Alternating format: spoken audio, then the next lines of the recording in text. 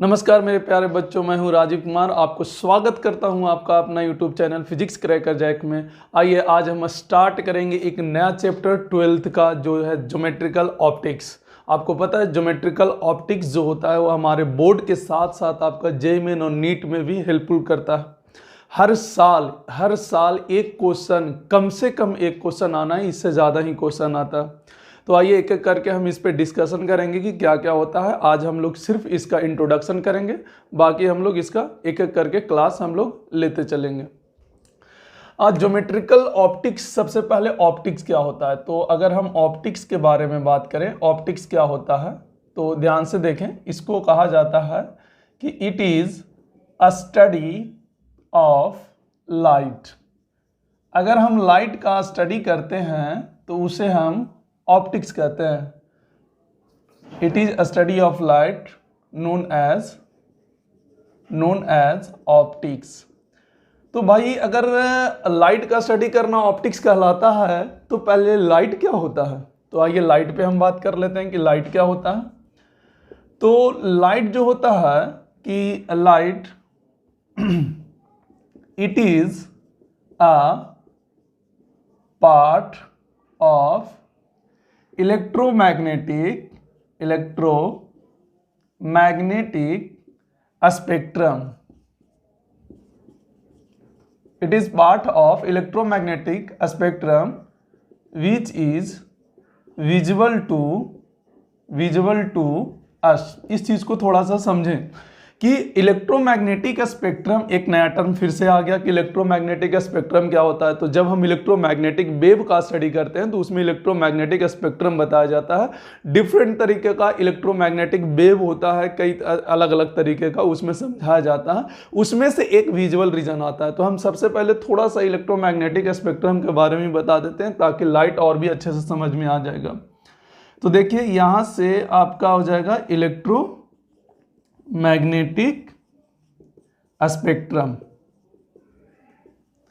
Electromagnetic spectrum में अगर आप ध्यान से देखिएगा तो यहां पर सिंपल सा क्या होता है, एक कहानी है, वो कहानी पहले लिख रहे हैं कि अगर हम इलेक्ट्रोमैग्नेटिक स्पेक्ट्रम के बात करें तो याद करिए, पहला जो होता है रेडियो वेव होता है, दूसरा होता है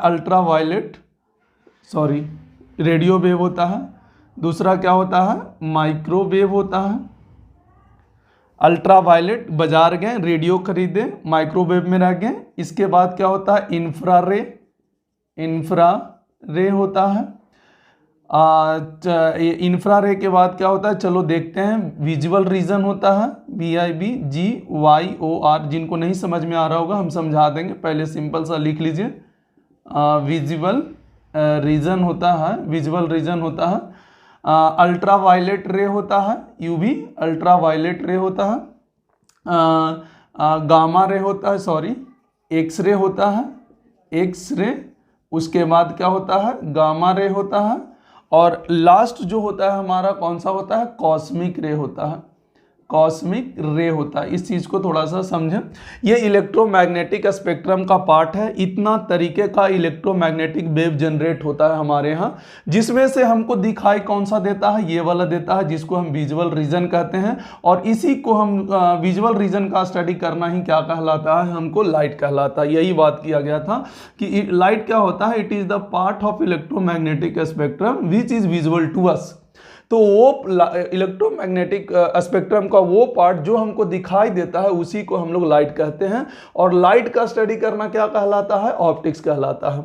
तो यहाँ पर अब ध्यान से समझें, इलेक्ट्रोमैग्नेटिक स्पेक्ट्रम का फिर से एक बार हम बताते हैं। यहाँ पर याद रखने का तरीका क्या है, ऐसा मानिए कि आप बाजार गए, क्या खरीदें, रेडियो खरीदें, कहाँ रखे, माइक्रोवेव में रख दिए। कैसा दिखा, रेड हॉट दिखा। रेड हॉट मतलब इंफ्रारेड, रेड दिखने लगता है, माइक्रोवेव में आप रखेंगे तो इंफ्रारेड। चलो देखते हैं मतलब विजुअल रीजन। अकेले नहीं, हम तुम साथ में चलते हैं, UV का मतलब हम तुम साथ में चलते हैं। कुछ पता नहीं चल रहा है, एक्सरे मतलब कुछ दिखाई नहीं देता है तो पता नहीं चल रहा है, चलो माँ से पूछते हैं, गामा रे मतलब माँ से पूछते हैं। एंड अंतिम में याद रखना होगा कॉस्मिक रे। तो इस तरीका से आप याद रख सकते हैं। ये फिर से बता देते हैं, ये इलेक्ट्रोमैग्नेटिक वेव का अलग अलग वैरायटी है जो हमें कहीं दिखाई देता है, कहीं पे दिखाई नहीं देता है। अगर आप चाहें तो एक छोटा सा एग्जांपल और लेते हैं, जैसे कि आप तावा पे रोटी पकाते हैं तो आप देखे होंगे वहाँ पर क्या होगा कि जब तावा गर्म हो जाता है तो आप उसके तावा के ऊपर, जस्ट ऊपर, थोड़ा सा ऊपर जब आप अपना हाथ को रखते हैं तो देखते होंगे गर्माहट महसूस होता है। लेकिन वो बीच में किसके कारण गर्माहट महसूस होता है वो हमको दिखाई नहीं देता है। इसका मतलब विजुअल रीजन जो होता है, सॉरी, इसका मतलब ये हुआ कि वहाँ पर भी एक इलेक्ट्रोमैग्नेटिक वेव जनरेट हो रहा है जो कि हमको दिखाई नहीं दे रहा है पर महसूस हो रहा है। तो उसमें से एक पार्ट में से ही कोई में से, जैसे इंफ्रारेड का ही कंडीशन होता है जो हमें तावा पे दिखाई देता है, तो वहां से हम कह सकते हैं कि इस रीजन में होगा। हालांकि इसका डिटेल इलेक्ट्रो मैग्नेटिक वेव में पढ़ा जाता है, जो कि हम लोग को मैग्नेटिज्म के बाद पढ़ा जाता है। ठीक है, तो सिर्फ समझाने के लिए बात किए थे कि ये लाइट के बारे में अगर हम पढ़ रहे हैं तो लाइट क्या होता है, तो it is the part of electromagnetic spectrum which is visual to us. Understand? चलिए देखिए, इसको पॉज करके इसको लिख लीजिए।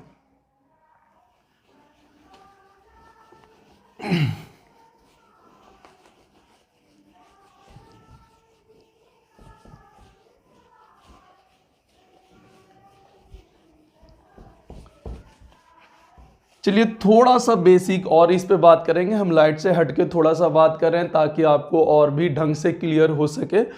बीच में कॉन्सेप्ट ये यूज़ होता है तो हम छोटा छोटा चीज़ आपको हम इस पे क्लियर करते हैं, जैसे कि वेवलेंथ क्या होता है। अगर हम लोग वेवलेंथ के बारे में बात करें, क्योंकि बाद में हम लोग को ये यूज करना है वेवलेंथ, तो वेवलेंथ क्या होता है, तो यहाँ पर सिंपल सा क्या होता है कि the distance cover by the wave, the distance cover by the wave in one time period known as wavelength। One time period किसका, ये भी याद रखना है, ऑफ सोर्स का, known as वेवलेंथ। वेवलेंथ इसका कहानी बिल्कुल याद रखना है, बहुत ही ज़्यादा इंपॉर्टेंट है। इसका रिलेशन यूज होता है, अभी आपको दिखेगा कि किस प्रकार से रिलेशन इसका यूज होता है। जैसे देखिए, वेव कुछ इस प्रकार से होता है, ऐसे लाइट वेव जो भी है। देखिए यहाँ से यहाँ ये सोर्स है हमारा, यहाँ पर आप देख सकते हैं ये सोर्स है। ठीक है, तो अगर ये ऊपर से नीचे इस तरीका से किया तो देखिए सारा रस्सी ले लीजिए या लाइट ले लीजिए, समझने के लिए हम रस्सी लेके चल रहे हैं कि देखिए सोर्स अगर ऊपर से नीचे किया तो हर रस्सी का पार्टिकल ऊपर से नीचे होगा। और अगर नहीं विश्वास है तो आप एक क्या कीजिए, दोनों एक तरफ रस्सी को बांध दीजिए और एक तरफ आप रस्सी को पकड़िए और ऐसे कीजिए, देखिएगा रस्सी भी हर पार्टिकल ऐसे करेगा, इस तरीका से करेगा। तो ये सोर्स पार्टिकल है, तो जो भी सोर्स पार्टिकल करता है वही सारा करता है। तो हम अभी क्या बोले, ये सोर्स पार्टिकल का जो भी टाइम पीरियड होगा, एक टाइम पीरियड, उतना टाइम पीरियड में वेव का, ये वेव भी से चल रहा है मान लेते हैं, वेलोसिटी वेव का जितना भी डिस्टेंस तय कर ले उसी को हम क्या कहते हैं, वेवलेंथ। तो वहां पर देखा गया कि ये वन टाइम पीरियड में, सोर्स का वन टाइम पीरियड में ये वेव जो है यहाँ से यहाँ चला जाता है, तो ये दूरी को ही हम लोग क्या कहते हैं, वेवलेंथ कहते हैं, जो कि बराबर क्या होगा, v इंटू टी। याद रखिएगा t किसका टाइम पीरियड है, टाइम, ये जो टाइम पीरियड होगा वो किसका होगा, किसका होगा बोलो, सोर्स का होगा। याद रखना ये सोर्स का होगा, ना कि वेव का नहीं होगा, सोर्स का। एक टाइम पीरियड में मतलब ऊपर से जाके नीचे आया, नीचे से जाके ऊपर आया, तब जाके एक टाइम पीरियड कंप्लीट हुआ। तो इस एक टाइम पीरियड में जितना भी वेव आगे चल जाए उसी को वेवलेंथ कहते हैं। तो यहाँ से हमारा ये रिलेशन बता दे बहुत ही ज़्यादा इंपॉर्टेंट है, और आप इसको लैम्डा बट v बराबर लैम्डा बटा टी लिखें। और आपको पता है 1/t क्या फ्रीक्वेंसी होता है, अगर फ्रीक्वेंसी के बारे में बात किया जाए तो 1/t होता है टाइम पीरियड। तो यहाँ पर क्या हो जाएगा, लैम्डा एफ। आप याद रखेंगे ये रिलेशन, मोस्ट इंपॉर्टेंट रिलेशन है जो कि आपको अभी तुरंत यूज करेंगे कि किस तरीका से इसको यूज किया जाता है। तो एक छोटा सा अपना था ये, जो कि ये चैप्टर का तो नहीं है बट ये रिजल्ट आपका यूज होने वाला है, तो आप प्लीज़ इसको याद रखें और माइंड में रख के चले ताकि न्यूमेरिकल आपको इजीली सॉल्व हो सके। तो आई होप कि ये समझ में आ गया होगा। ठीक है, पॉज करके लिख लीजिए, अब आगे बढ़ते हैं।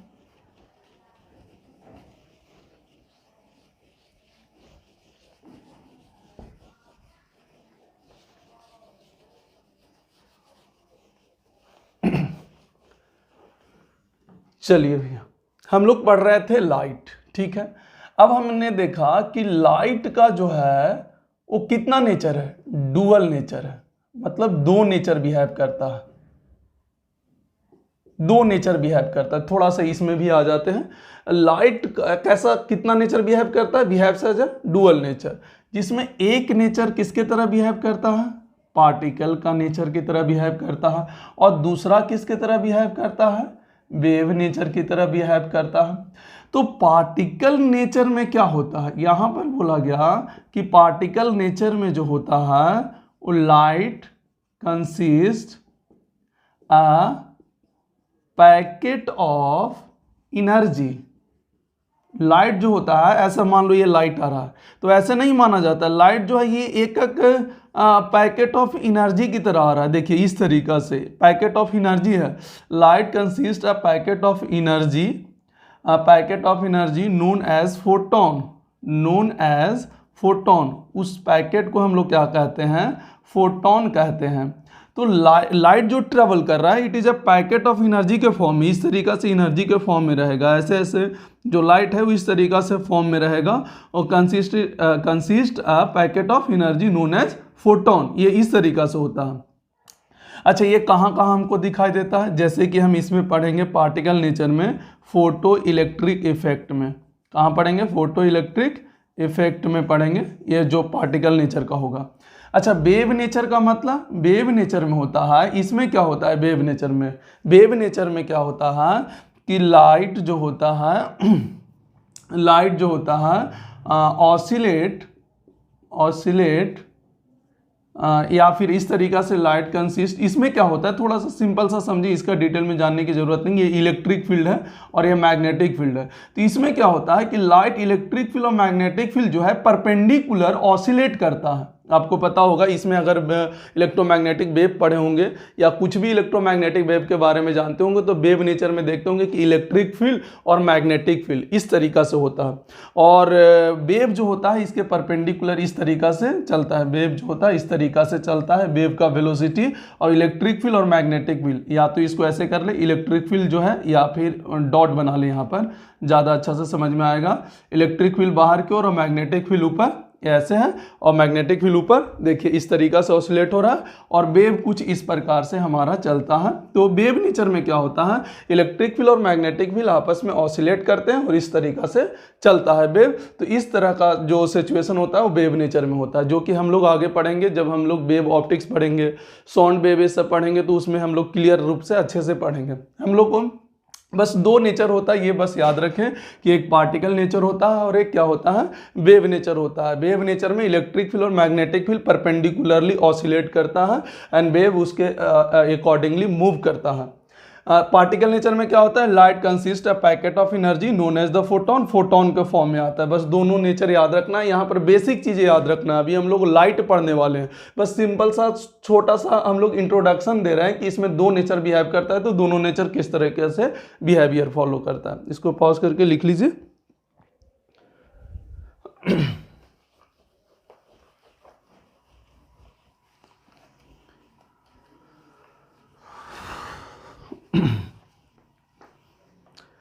अच्छा, हमेशा याद रखिएगा लाइट का जो ट्रेवल होता है, लाइट के बारे में हम लोग अब पढ़ते हैं, light travel always in shortest path, shortest path, हमेशा शॉर्टेस्ट पाथ में ही हमेशा लाइट ट्रेवल करता है। लेकिन अगर मीडियम होमोजीनियस हो, इफ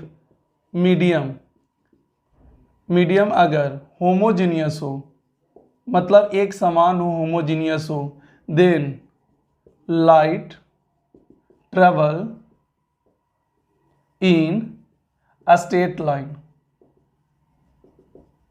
कैसे ट्रेवल करेगा, स्ट्रेट लाइन में करेगा। अगर आपका मीडियम होमोजीनियस है तो लाइट जो ट्रेवल करता है स्ट्रेट लाइन करता है। आप एक्सपेरिमेंट वाला भी देखे होंगे, देख लीजिए आप इसको, इस तरीका से है,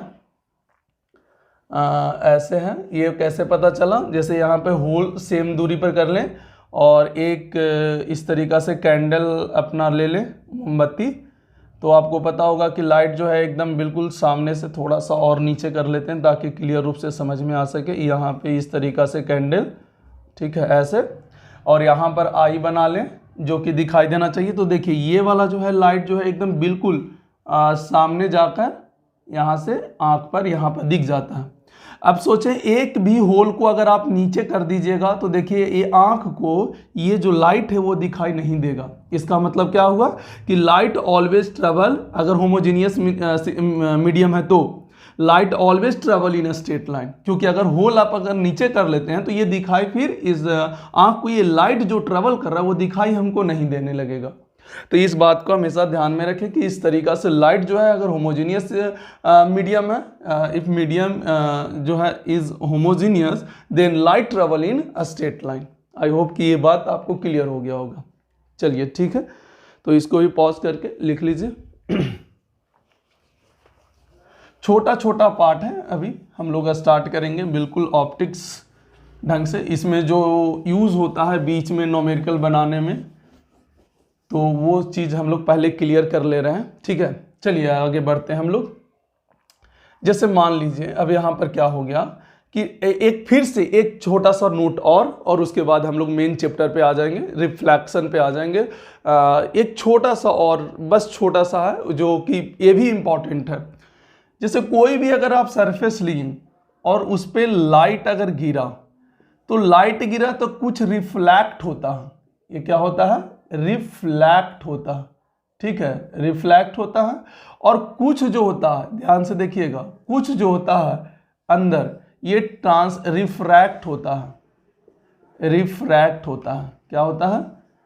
रिफ्रैक्टेड रे, रिफ्रैक्टेड रे और रिफ्लैक्ट होता है। सम लाइट रिफ्लैक्ट हुआ और कुछ रिफ्रैक्ट हुआ। ठीक है, ये आई आर जो भी है ये मान लें, इसका भी कोई मतलब नहीं है, ये अलग वाला आ रहा है R1 R2, ये एंगल या छोड़ भी दें एंगल। सिंपल सा क्या करना है इसमें, अभी कुछ नहीं, हम लोग देखें कि इसका जो लाइट आ रहा है उसका इंटेंसिटी आई है, वेवलेंथ लैम्डा है, फ्रिक्वेंसी f है और वेलोसिटी v1 है।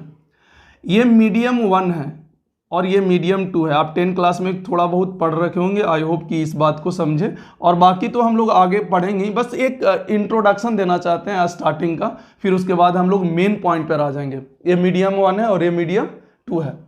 तो अगर मीडियम में देखिएगा तो यहाँ पर जो है, आप ध्यान से समझिए, यहाँ पर वेलोसिटी v1 है, यहाँ पर वैसा ही ले लीजिए, यहाँ पर I1 लैम्डा 1 और f1। ठीक है, सब 1 1 लीजिए। इधर लीजिए I2 lambda 2 and frequency 2 and velocity 2। इधर लिखिए I3 lambda 3 frequency 3 and V3। फिर से बता रहे हैं, बता इसलिए रहे हैं क्योंकि ये इंपॉर्टेंट है और ये इससे सवाल पूछा है, तो इसलिए ढंग से इस चीज़ को समझें। यहाँ पर बोला कि अब बताइए कि इसका इंटेंसिटी जो है, I1 में ही पहले देख लेते हैं कि इंटेंसिटी तीनों का बराबर होगा कि अलग अलग होगा। तो हमेशा याद रखें इंटेंसिटी जो होगा I1 वो I2 और I3 के सम के बराबर होगा, कभी भी आपस में बराबर नहीं हो सकता, क्योंकि कुछ एनर्जी इधर आ गया और कुछ एनर्जी इधर आ गया तो दोनों का जोड़ने पर जो होगा ये एनर्जी होगा इंटेंसिटी वाला। तो ये पहला कहानी हो गया, ये चीज़ आपको समझने में आना चाहिए। उसके बाद आपको बोला फ्रीक्वेंसी, तो बोला गया कि अगर एक मीडियम से दूसरा मीडियम में अगर लाइट ट्रेवल करता है तो क्या फ्रीक्वेंसी अलग होगा कि सेम होगा?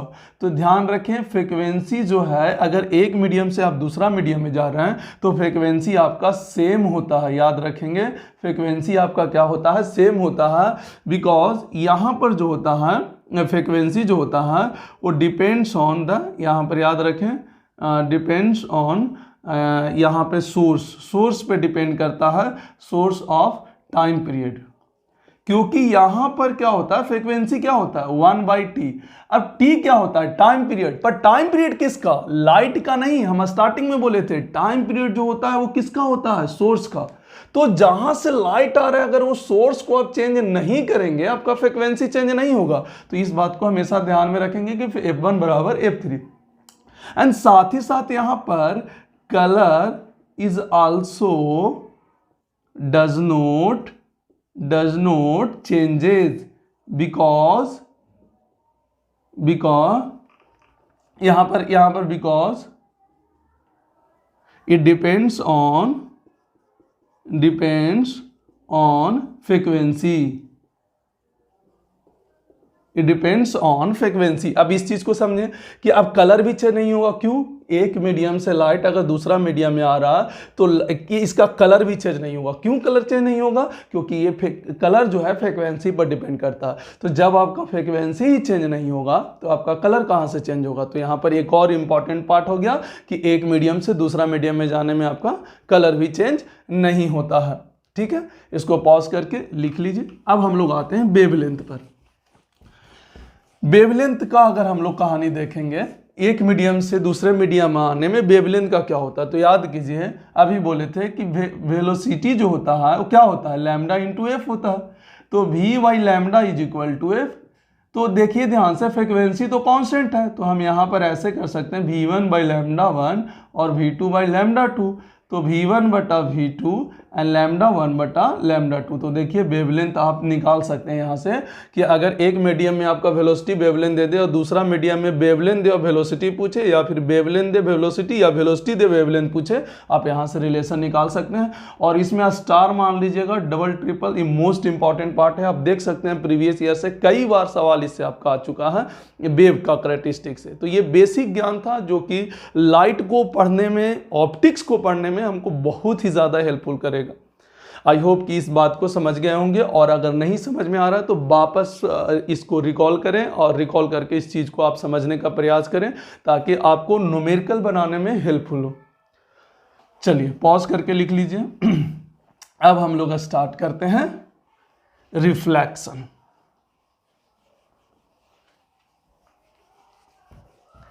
फिर से हम आपको बता देना चाहते हैं कि ये चैप्टर का इंपॉर्टेंस मोस्ट इंपॉर्टेंट है। बोर्ड के साथ साथ आपका JEE Main, NEET, JEE Advanced, हर सेक्शन में आपका ये इंपॉर्टेंट है।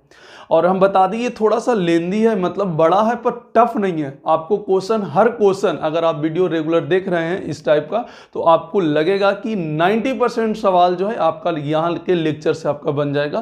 तो इसलिए डरे नहीं, बिल्कुल इजिली जो भी बताते जा रहे हैं सवाल आप उसको क्लियर करते जाइए। हम जो है पूरा पॉइंट ऑफ व्यू, जो जेईई, नीट और बोर्ड के पॉइंट ऑफ व्यू से बिल्कुल एक एक पॉइंट को हम क्लियर करते जाएंगे। तो ये आपका बेसिक ज्ञान था कि इसके अंदर जो यूज होगा वो उस चीज़ को हम लोग क्लियर रखेंगे। ठीक है, आइए हम लोग स्टार्ट करते हैं रिफ्लेक्शन। रिफ्लेक्शन का कहानियाँ स्टार्ट करेंगे। रिफ्लेक्शन यहाँ पर हम पहला जो हम लोग हेडिंग डालेंगे वो रिफ्लेक्शन डालेंगे थ्रू आप प्लेन सरफेस ले लीजिए, आप प्लेन मिरर ले लीजिए, जो भी ले लीजिए, अभी मिरर ही लेके चलेंगे। Reflection through a plane surface. इसमें जो है हम लोग लॉ ऑफ रिफ्लेक्शन के बारे में पढ़ेंगे, लॉ ऑफ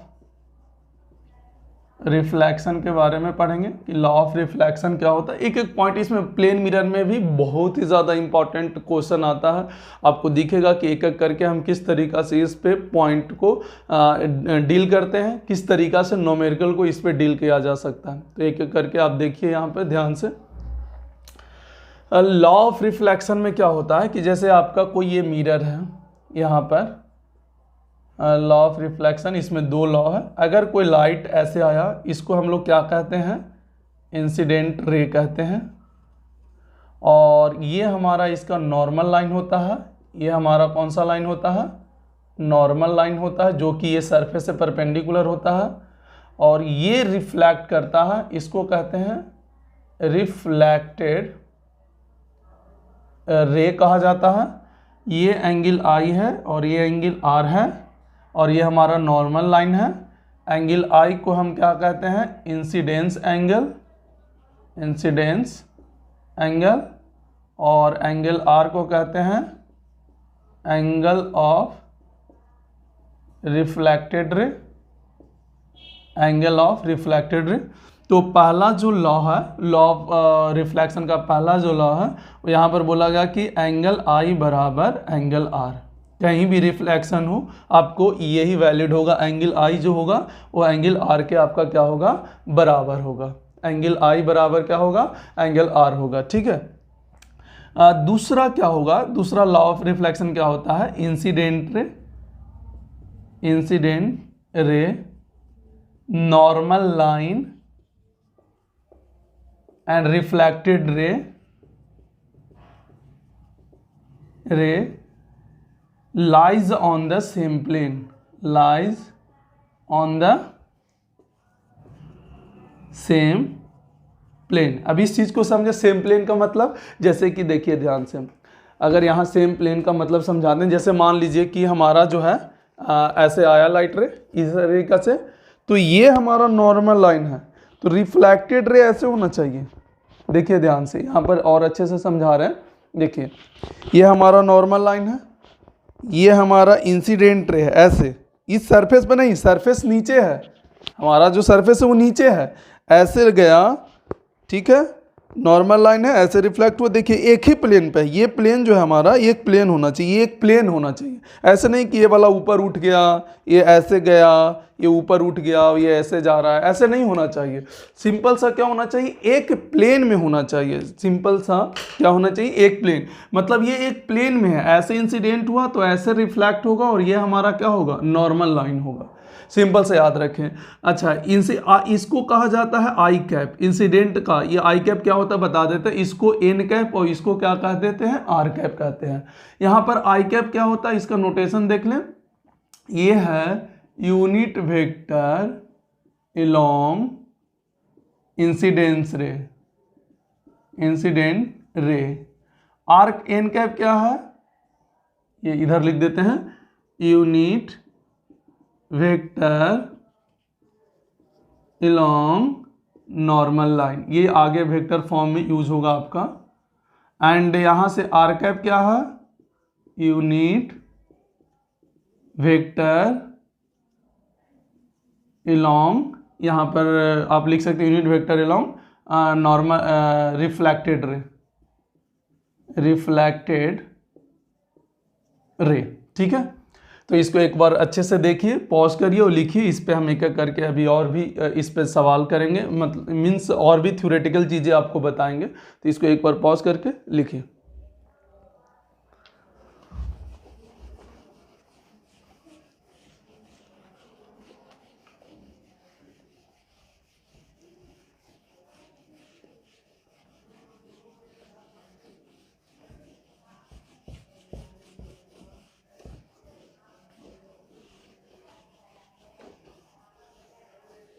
हाँ भाई, चलिए आइए देखते हैं। इसका वेक्टर फॉर्म में थोड़ा सा हम लोग देखते हैं, वेक्टर फॉर्म में हम थोड़ा देखते हैं, वेक्टर फॉर्म, वेक्टर फॉर्म ये भी इंपॉर्टेंट है, थोड़ा ध्यान से समझिएगा।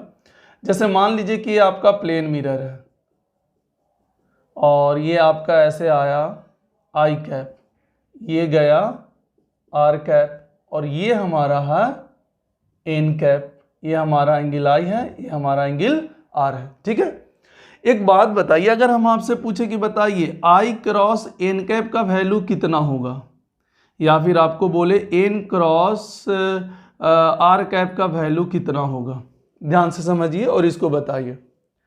आई क्रॉस एन का जो वैल्यू होगा, आई क्रॉस एन, आई क्रॉस एन का जो वैल्यू होगा, यहाँ पर इस चीज़ को थोड़ा सा समझिए, नहीं इसको थोड़ा सा हम चेंज कर रहे हैं, आई क्रॉस एन, आई क्रॉस एन, और आपका दे रहे हैं डॉट आर, या फिर आर क्रॉस एन या डॉट आई कैप। अब बताइए इसका वैल्यू कितना होगा, ध्यान से समझिएगा।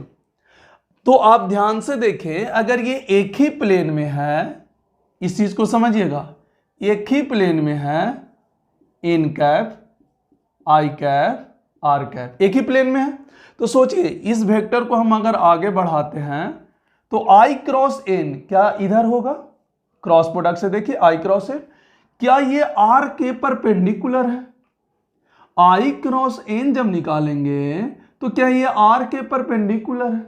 इसका मतलब दो वेक्टर अगर परपेंडिकुलर हो तो क्या उसका डॉट प्रोडक्ट जीरो होता है। यहां भी आप देख सकते हो वैसा ही होगा, क्योंकि आर क्रॉस एन भी करिएगा, आर क्रॉस एन तो again perpendicular to the i vector, so दो वेक्टर अगर परपेंडिकुलर हो तो उसका डॉट प्रोडक्ट क्या होता है, जीरो होता है। एक कंडीशन वेक्टर फॉर्म में ये आता है, ठीक है। इसको लिख लीजिए पॉज करके। देखिए आगे इसका एक और फॉर्म बताते हैं। देखिए आई जो है, एन जो है, ये सब यूनिट वेक्टर है, ये सब क्या है, यूनिट वेक्टर है। तो मान लेते हैं अगर ये थीटा है तो अभी लॉ ऑफ रिफ्लेक्शन से ये भी थीटा बोल सकते हैं, ठीक है। तो आई कैप को अगर हमको लिखना हो तो आप एक काम कीजिए, ऐसे मान लीजिए x और ऐसे मान लीजिए y, इसके हिसाब से लिखते हैं। तो आई कैप के अगर आपको लिखना हो तो इसको कंपोनेंट जब तोड़िएगा तो नीचे की ओर है तो नीचे की ओर ना कंपोनेंट उठेगा, तो आई कॉस थीटा और इधर से आई साइन थीटा। अगर आई कैप को कंपोनेंट तोड़िएगा तो इधर आई कॉस थीटा, नीचे की ओर आई साइन थीटा। तो यहाँ पर आई यूनिट वेक्टर है तो मैग्नीट्यूड तो 1 है, तो यहाँ पर sine theta I cap and minus में कॉस थीटा जे कैप हो जाएगा, अगर इस तरीका से लिखना चाहे तो। देखिए आई साइन थीटा आई cap minus cos theta j cap. अच्छा, अब अगर ये इधर जा रहा है तो इसका कंपोनेंट इधर तोड़ लीजिए और इसका कंपोनेंट इधर तोड़ लीजिए। तो आर कैप जब आप लिखिएगा, यहाँ से आर कैप का वैल्यू लिखिएगा तो क्या हो जाएगा, फिर से कॉस थीटा आई कैप, सॉरी यहाँ पर इधर ही होगा साइन थीटा आई कैप और इसका मैग्नीट्यूड 1 है तो 1 साइन थीटा होता और इधर 1 कॉस थीटा ऊपर टूटता, तो ये प्लस में ही कॉस थीटा जे कैप होता। अब एक बात बताइए, r cap minus i cap अगर हम निकालें तो देखिए ये और ये कैंसिल आउट हो जाएगा और ये जुट जाएगा, तो मेरे पास क्या हो जाएगा 2 कॉस थीटा जे कैप, इस तरीका से आ जाएगा। अच्छा एक बात बताइए, R dot I cap 2 cos theta j cap को क्या हम एन कैप लिख सकते हैं, एन ऊपर ही है ना, तो इधर ही ना वाई के तरफ जे कैप हो जाएगा, ये वाला एन कैप। तो एन कैप जे कैप को क्या हम एन कैप लिख सकते हैं। अब यहाँ पर थोड़ा सा ध्यान देने वाली बात क्या है, थोड़ा सा ध्यान से देखिएगा, ये आर माइनस है, ये आर माइनस आई है, तो यहाँ पर आप क्या कीजिए, आर बराबर आ गया आई कैप प्लस में 2 कॉस थीटा एन कैप, ठीक है। अब यहाँ पर थोड़ा सा देखिए, ध्यान से देखिएगा, ये इस जगह पे, यहाँ पे ये वाला पोर्शन में अगर हम आपसे पूछे कि बताइए आई डॉट एन कैप क्या होगा, तो आई कैप किधर है, ऐसे है आई और एन क्या आपका इधर है, तो इसके दोनों के बीच का एंगल निकालिएगा तो इसको उठा के इधर रखिएगा तब ना टेल से टेल मिलेगा तो एंगल आएगा। अब यहां से डॉट प्रोडक्ट क्या होगा, इसका मैग्नीट्यूड 1, इसका भी मैग्नीट्यूड 1 और एंगल कितना कॉस 180 माइनस थीटा। तो क्या आई डॉट एन कैप को डॉट प्रोडक्ट का क्या यहां से हम माइनस में cos theta and cos theta के जगह पे क्या माइनस में आई डॉट एन लिख सकते हैं। अब इसका वैल्यू यहां यूज कर लीजिए, तो देखिए आई कैप 2 के जगह माइनस यहां पर हो जाएगा और कॉस थीटा क्या हो जाएगा आई डॉट एन कैप और यहां पर क्या हो जाएगा एन कैप। तो ध्यान से देखिए ये क्या निकल गया कि अगर आपको unit vector along the incident ray मिल गया और unit vector along the normal line मिल गया तो आप रिफ्लेक्टेड रे के यूनिट वेक्टर निकाल सकते हैं। देखिए कितना आसानी से, ये रिजल्ट मोस्ट इंपॉर्टेंट है, आप इसको रट लीजिएगा। ये रिजल्ट जो है आपके लिए मोस्ट इंपॉर्टेंट है, इसको एक बार ढंग से देख लीजिएगा, ढंग से क्लियर कर लीजिएगा, ठीक है। लॉ ऑफ रिफ्लेक्शन का ये वेक्टर फॉर्म है, वेक्टर फॉर्म किस तरीका से होता है, किस तरीका से अरेंज होता है, आप इसको देख सकते हैं। सिंपल सा लॉजिक है, क्या है कि अगर आई के तरफ का यूनिट वेक्टर दिया हो या भी ना दिया हो, सिर्फ वेक्टर फॉर्म दिया हो, तो क्या वेक्टर से हम यूनिट वेक्टर निकालना जानते हैं। इधर का यूनिट वेक्टर पता है, नॉर्मल का यूनिट वेक्टर पता है, तो डॉट प्रोडक्ट खेल जाएंगे। यहाँ पे यूनिट वेक्टर पता है तो पूरा कहानी लिखकर तो हमारा क्या आ जाएगा, रिफ्लेक्टेड रे का अपना यूनिट वेक्टर आ जाएगा। उधर का यूनिट वेक्टर हम यहाँ से आसानी से कैलकुलेट कर सकते हैं। ये हमारा किसका फॉर्म है, वेक्टर का फॉर्म है। क्लियर है। तो चलिए बस आज के लिए इतना ही, इंट्रोडक्शन क्लास था आज। बाकी का हम लोग नेक्स्ट क्लास में करेंगे और नेक्स्ट क्लास आपको बता दें मोस्ट इंपॉर्टेंट है। प्लेन मिरर के जो मोस्ट इंपॉर्टेंट सवाल आता है जैसे कि angle of deviation, angle of deviation से मैनी ऑफ वैरायटी आपको क्वेश्चन मिलेगा जो कि आपको जेईई में, नीट और जेईई एडवांस में याद रखा होगा। बोर्ड के पर्पज से के लिए तो सिंपल सा स्फेरिकल मिरर से स्टार्ट होता है, बट एक क्लास और 1 से 2 क्लास और प्लेन मिरर का होगा, उसके बाद आपका स्फेरिकल मिरर आ जाएगा जो वहाँ से बोर्ड के लिए भी इंपॉर्टेंट होता है, तो वहाँ से हम लोग लेकर करेंगे। फिर से बता रहे हैं ये मोस्ट इंपॉर्टेंट पार्ट है। एक एक लेक्चर को समय के साथ बिल्कुल टाइम देकर पढ़ें, बिल्कुल आसानी से पढ़ें। जितना देखने में आपको आज आसान लगा है उतना आसान नहीं होता है ये, बिल्कुल हाँ आसान होता है कब, जब आप रेगुलर प्रैक्टिस करिएगा इसमें, नहीं तो अगर प्रैक्टिस छूट जाता है तो ये बहुत ही ज़्यादा फिर टफ लगने लगता है। आई होप कि इस चीज़ को आप समझ पाएंगे। ये scoring marks scoring subject means topic है, मीन्स चैप्टर है, तो इस तरह बातों को ध्यान में रखते हुए आप इसको पढ़ें और ढंग से क्लियर करें। Thank you.